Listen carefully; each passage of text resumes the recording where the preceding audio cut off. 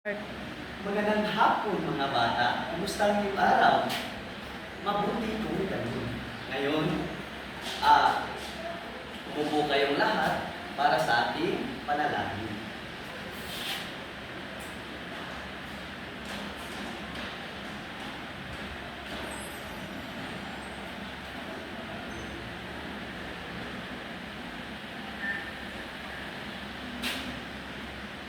Pangalan sa Ama, sa Anak, sa Espiritu Santo. Amen. Bago kayo umupo mga estudyante, pwede bang pulutin niyo ang mga basura sa ilalim ng iyong upuan? Okay na? Wala na bang basura sa inyong upuan? Mabuti naman kung ganun. Ngayon, pwede na kayong umupo. Kumusta ang iyong araw mga bata? Ikaw, Luwagi, kumusta ang iyong araw? Ayos lang po. Mabuti naman kung ganoon. Class, monitor, meron bang lumiban dito sa ating klase? Wala po. Wala. Nakakasaya dahil walang lumiban sa ating klase ngayon.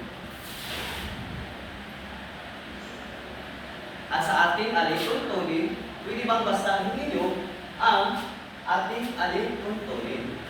Una, umupo ng maayos at makinig sa guro. Pangalawa, magsalita ng magalang sa kaklase at guro.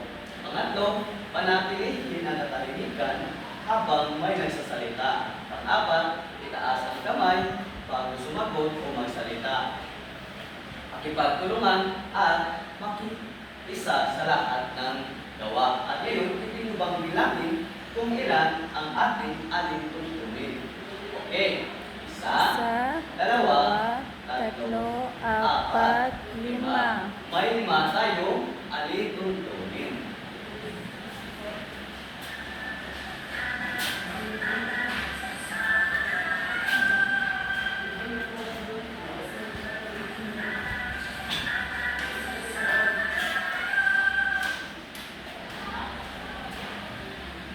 Sino ang Luwagi, ano ba o yung tinalakay natin kahapon? Tama, ang tinalakay natin kahapon ay ang pangalan. Ano nga ba ang pangalan? Ano ba? Tama. Ngayon, ang iyong guro ay merong inihandang 2 kahon. At bago tayo magsimula sa ating gawain, ang iyong guro ay ihahati ko kayo sa 2 pangkat. Ito ang pangkat una at ito naman ang pangkat 2. Alam niyo ba kung ano ang gagawin natin ngayon? Ang ating gagawin ngayon ay ang jigsaw puzzle. Ang iyong gagawin lang ay meron itong mga imahe at inyong buuin. Ito ang pangkat una at ito naman ang pangkat 2. At bibigyan ko kayo ng 3 minuto upang tapusin nyo. Kung sino ang unang makatapos ay bigyan ko ng reward. Tapos na ba? Opo. Ayun, very good. Sino ang nakauna na nakabuo ng imahe? Kami po. Ayun, ang group 1. Ang group 1 ang unang nakabuo ng imahe. So, sa inyong nabuo, anong imahe ay inyong nakita? Ang daga at ang leon. Tama, ang daga at ang leon. Ngayon, palakpakan natin ang pangkat una.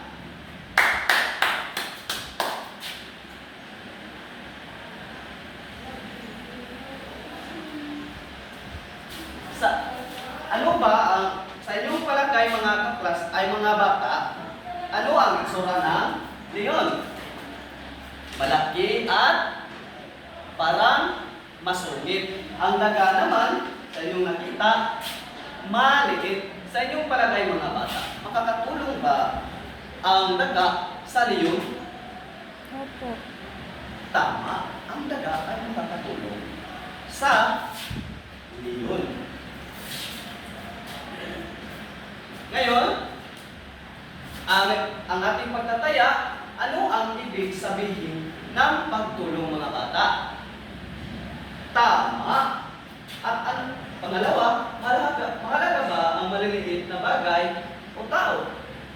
Tama, mahalaga talaga ang maliit na bagay o tao paman. Paano mo matutulungan ang iyong kapwa luwagin? Tama, matutulungan mo ang iyong kapwa sa pamamagitan ng respeto at pagtulong ng kahit ano na nakakabuti sa iyong kapwa.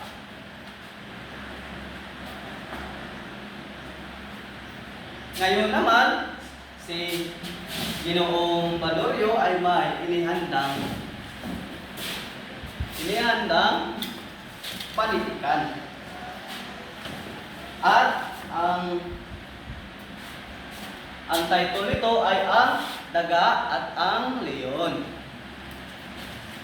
Excited na ba kayo mga bata? Opo. Iyon. Yan ang gusto kong marinig.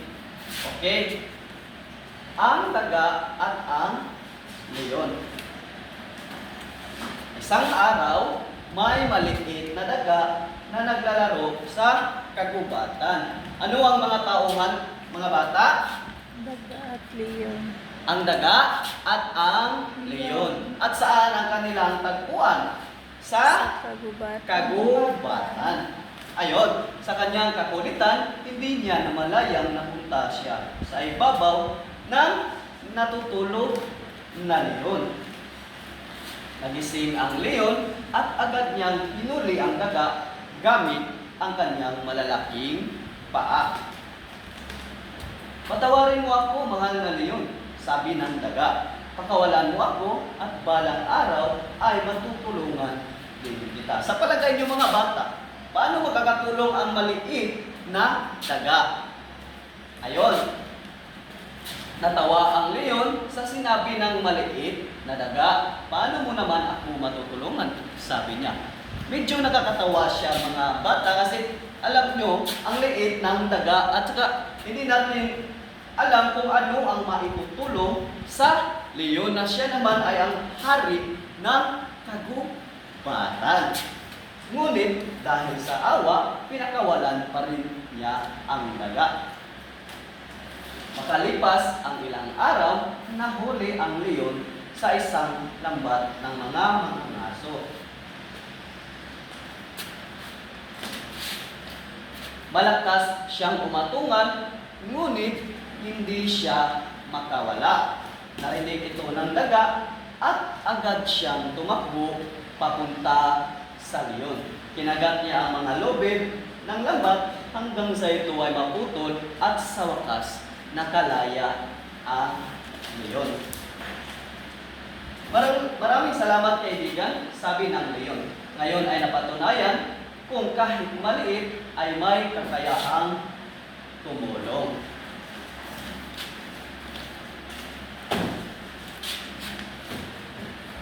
Pila na siya. Ikuha na mo ay Ano, sa ating napakinggan kanina mga bata, ano nga ba ang iyong napulot na aral? Tama, ang ating napulot na aral na ay dapat maging mabuti sa ating kapwa. At sa napakinggan nyo kanina, ang daga ay tinulungan niya ang leon dahil ang leon naman ay pinakawalan niya ang daga dahil ito ay naawa. At ganun din dapat ang inyong gagawin. Mapatao man, mapabagay, o mapahayop o kahit anong bagay na ating nakasalamuha, araw-araw dapat tayong mabait, dapat tayong may respeto sa isa't isa. Ako ay dara kamay. Ang daga at ang leon. Pakses sa puzzle, puzzle.